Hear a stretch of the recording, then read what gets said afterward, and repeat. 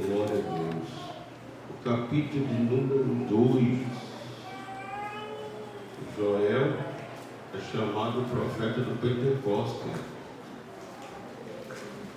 Capítulo 2, no versículo de número 28. Eu estou aproveitando aqui, porque vocês já estão sobre vossos pés, para nós melhor reverenciar o livro, né? E há de ser que depois derramarei meu espírito sobre toda a carne.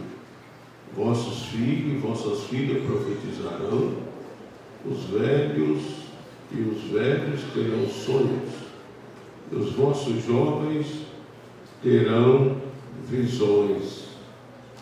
Agora nós vamos lá para o tema da festa da igreja. Atos dos Apóstolos. Vocês vão perceber que o apóstolo, o primeiro pregador pentecostal, Pedro foi o primeiro pregador pentecostal. Ele diz assim: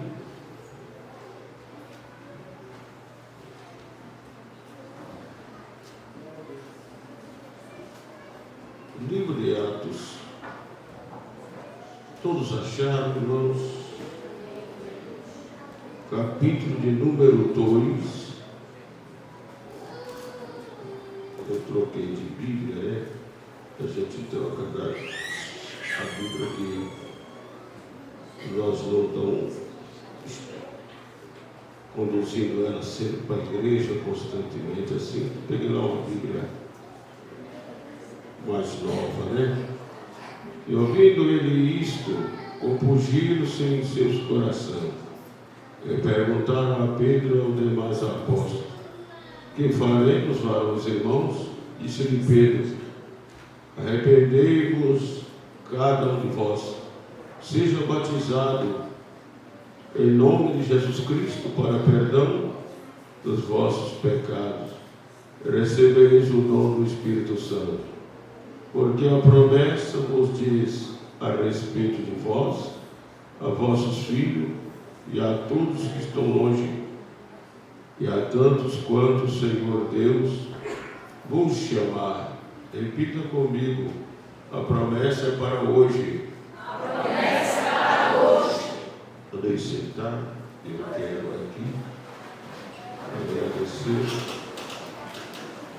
o meu amigo aqui, companheiro, os demais companheiros aqui comungando conosco. Eu tenho um grande apreço esse casal, irmãos. Não sei se soubesse o quanto eu amo o senhor e a tua esposa.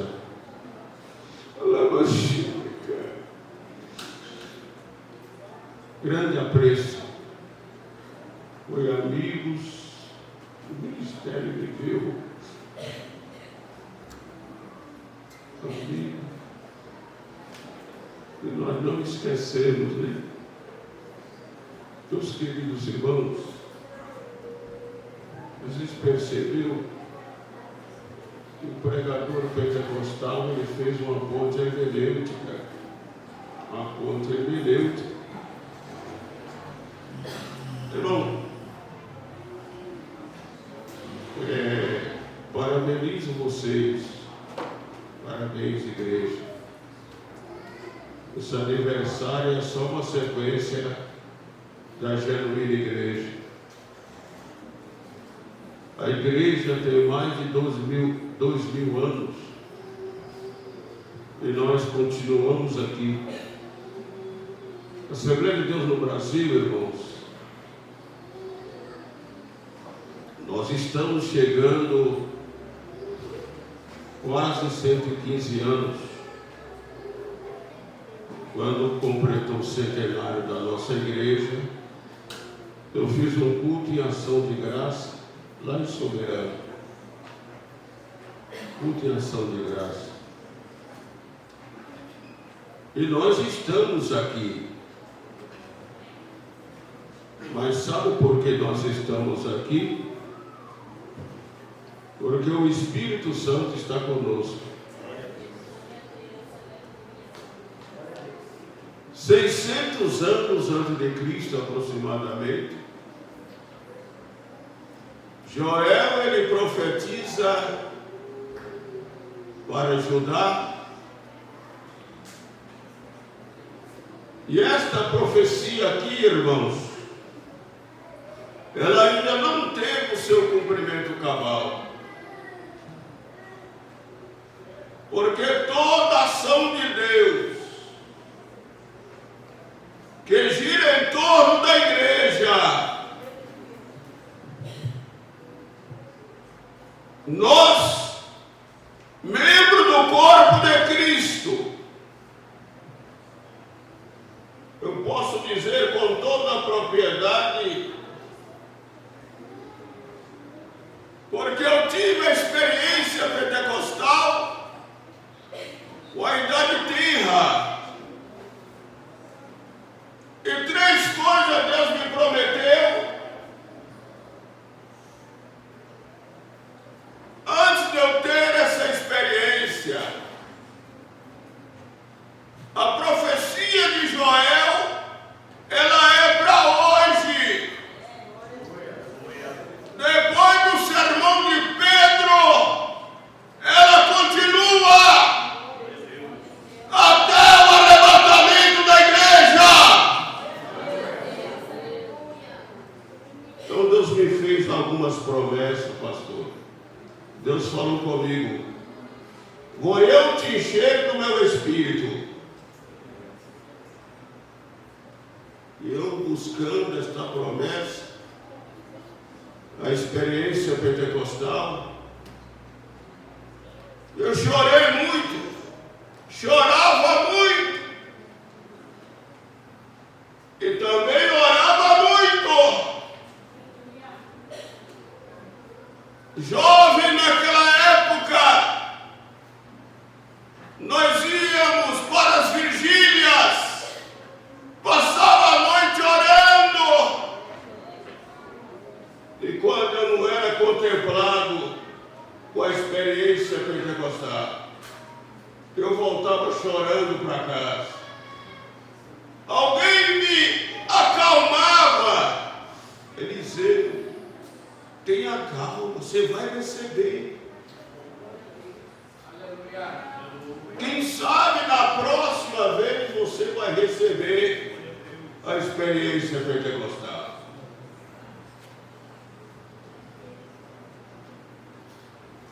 E Deus falou comigo: e te porei por príncipe no meio do meu povo. 3, cumprimento. Porque Deus, quando Ele fala, a efusão do Espírito, ela é para hoje, agora. Não vá para a eternidade sem essa experiência, por favor. Pois bem, e eu fiquei ali buscando o que fazer. O que fazer, pastor? Batei e abri-se-vos-á. Com glória! Perseverai em oração, velando nelas com ações de graça. A oração é a chave do avivamento. A oração é a chave do poder. Aleluia! Quando foi um dia, eu fui para um culto de oração, somente os jovens, os rapazes. A oração começou 10 horas, ou melhor, às 22 horas, começou a oração. Irmão, a promessa é para hoje. Você tem sede? Você tem sede?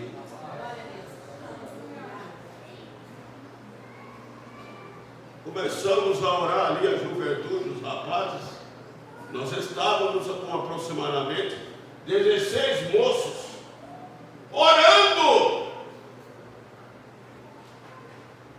Quando foi o momento da oração, eu fui envolvido, irmãos. É uma experiência que eu nunca tinha tido, uma alegria sobrenatural. A promessa é para hoje. Até o arrebatamento da igreja, enquanto a igreja estiver aqui.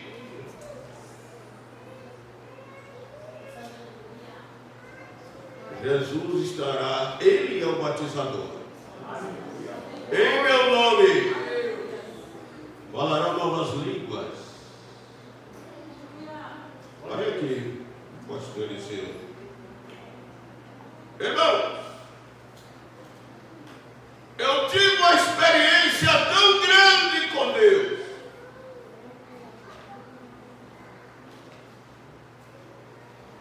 Eu entrei num mergulho. E os meus companheiros jovens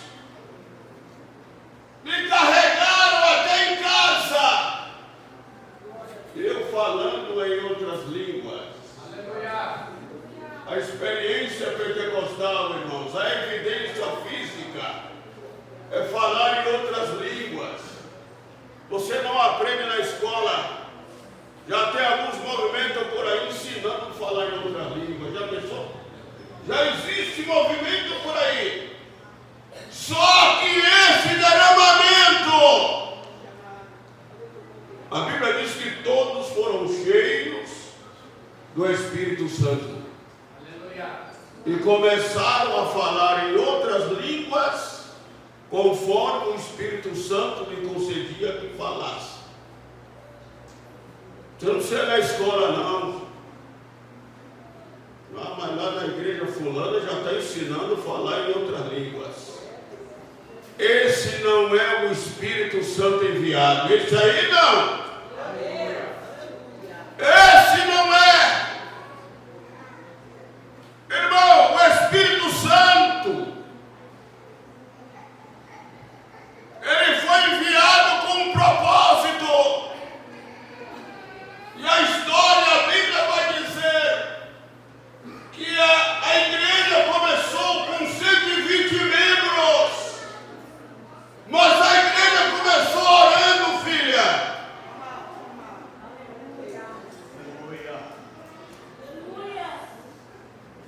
A Bíblia diz no capítulo 1, versículo 14 de Atos, que os irmãos permaneciam em oração,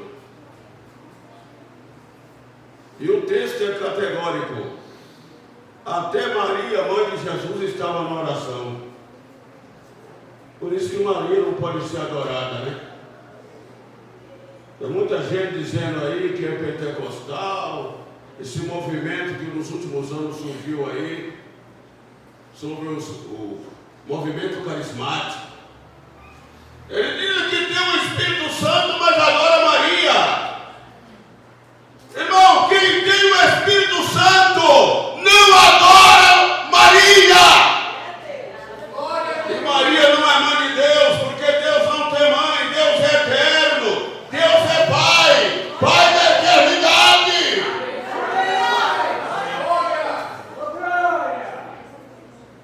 Voltando na minha experiência pentecostal, sexta-feira, saímos da igreja à mais de meia-noite. No outro dia eu fui para o mercado. Quando eu cheguei no mercado, tinha uma moça da igreja trabalhando no caixa. E quando eu saudei aquela moça, eu comecei a falar em outras línguas. E agora? Ela vai perder o emprego.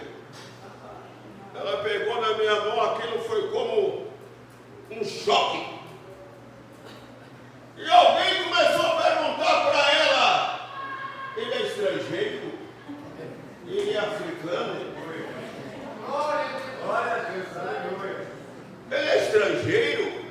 Já nem virou já aqui o Pentecostes no caso, não sabia assim. Aleluia. Parte se quer ali. E as colegas dela se aproximando. Isto é a profecia do profeta Joel. Irmão, quando eu sintetizo esse texto, nós vamos aprender algumas coisas aqui. O pastor Eliseu falou que o texto, que esta promessa, ela ainda não teve o seu cumprimento cabal. Ela se cumpriu parcialmente no dia de Pentecoste. Porque ninguém vai entrar aqui, irmão, a não ser pelo Espírito Santo. Olha para cá. Não tem uma pessoa que mora nesse bairro que não vai entrar aqui, não vai aceitar Jesus, a não ser pelo Espírito Santo. É Ele que provoca uma vida transformada. É o Espírito Santo que trabalha a genuína conversão. Sabe por que a igreja é igreja, irmão? Nós só somos igreja por causa de uma conversão genuína. Pedro diz: olha, arrependei-vos. Irmão, arrependimento é uma mudança de vida, mudança de atitude. A igreja está ficando muito nominal, crentes nominais, não acredita mais, está trazendo aquele conceito de Agostinho no século VI. Foi só para os dias apostólicos. Lembra do conceito de Agostinho? Foi só para os dias apostólicos. Mas Jesus está batizando. É para hoje. É para agora. O Espírito Santo está na casa. Receba. Nesta noite.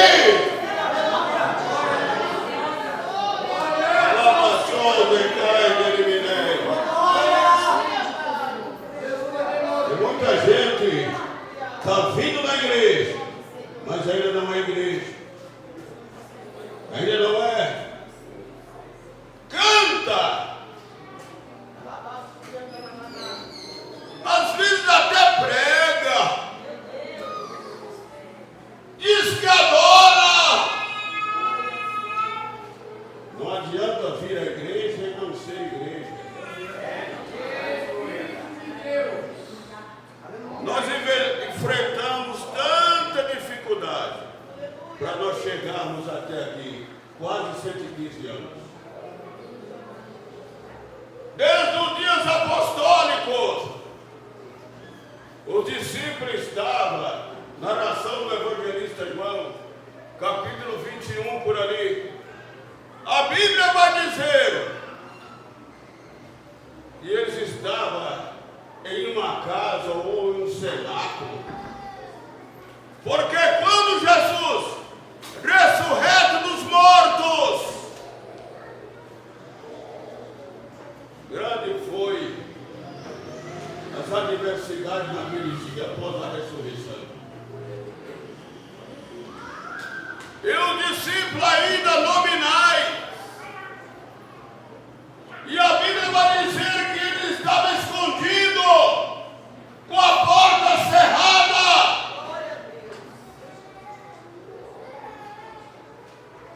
Se esconderam das autoridades romanas, se esconderam das autoridades romanas. E aí o texto vai dizer que Jesus se apresentou no meio deles. E falou para eles: paz seja convosco. O texto vai dizer que ele se apresentou porque ele estava glorificado. E corpo glorificado, irmãos, não tem barreiras. a Bíblia diz, e ele soprou neles. Todo homem na genuína conversão, ele já tem o Espírito Santo. Todo homem e mulher na conversão genuína, ele já tem o Espírito Santo. Ele é salvo. Ele é selado. Ele é filho de Deus. Ele faz parte da igreja.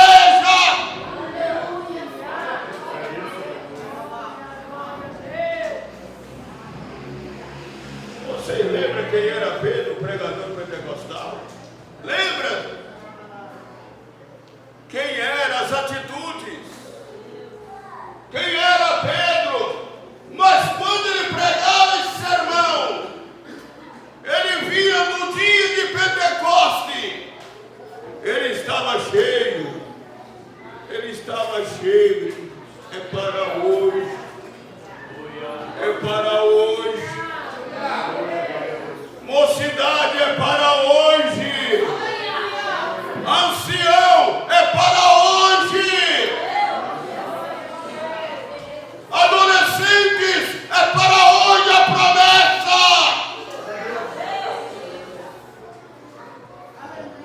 Glória a Deus. Passou-se uns anos. Aos 26 anos de idade, irmãos, eu fui à ação pastoral, 26 anos de idade. Aí eu lembrei de mais um cumprimento de uma promessa. Te porei por príncipe. Irmão, Deus é Deus de promessa.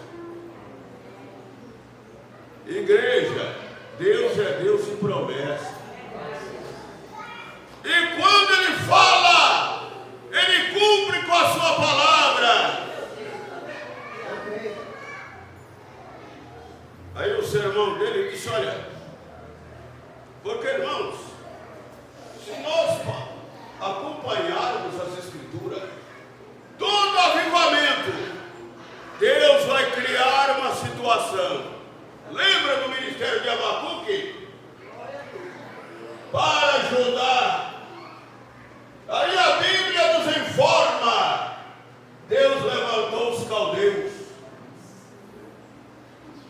Aí Abacuque faz um questionamento, por que isso, por que aquilo? Por que está acontecendo com a gente? O Senhor levantou os caldeus para nos disciplinarmos. Ele começou a fazer aquele clamor. Aí no capítulo 2, ele faz uma oração. Provavelmente Abacuque era músico, é o profeta do avivamento. Qual foi a oração de Abacuque? Aviva, ó Senhor, a glória. No meio dos anos, as notifica. A oração em forma de canto. Para que você quer avivamento, irmão? Para que avivamento? Por que avivamento? Eu vou falar aqui, irmãos, algumas características de avivamento. Vocês vão me excluir. Algumas características de avivamento bíblico. Avivamento é para crescimento da igreja. O avivamento que vem de Deus desperta Pedro para a pregação. Avivamento me leva a ansiar uma vida de santificação. Para que avivamento bíblico? A Bíblia diz que ninguém conteve eles mais. Ninguém conteve